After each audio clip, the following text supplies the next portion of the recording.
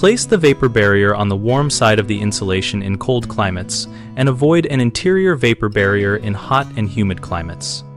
The basic thumb rule is to position vapor control based on which side of the wall stays warmer most of the year, so you prevent condensation inside the assembly. In cold climates, that means an interior vapor barrier or a low permeance material on the warm side to stop indoor moisture from migrating into cold wall cavities and condensing. In hot and humid climates, doing that can trap moisture driven from outdoors and cause rot, so we instead use ventilated cladding, well-sealed exterior air barriers, and high permeance or variable permeance vapor retarders that allow drying to the interior.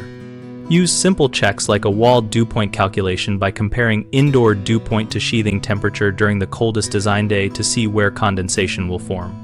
For retrofit projects, inspect existing drying paths and add ventilation or a smart retarder rather than a full interior barrier when uncertainty exists.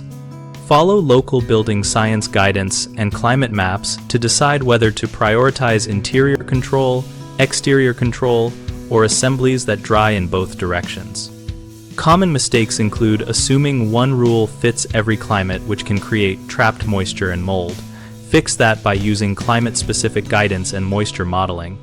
Another error is using impermeable materials on both sides of a wall so the assembly cannot dry. Avoid that by allowing at least one drying path either to the interior or the exterior, or by choosing a variable permeance retarder. A third issue is poor air sealing, which lets moist air bypass the barrier and condense in cavities. Address this by sealing seams, surface penetrations, and junctions, and verifying with a simple blower door or smoke testing when possible.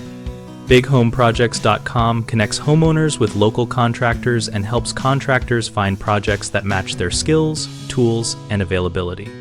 We also host a discussion community where builders and homeowners exchange practical tips about vapor control, assemblies, and climate-specific strategies, so we all learn better ways to build moisture-resilient homes.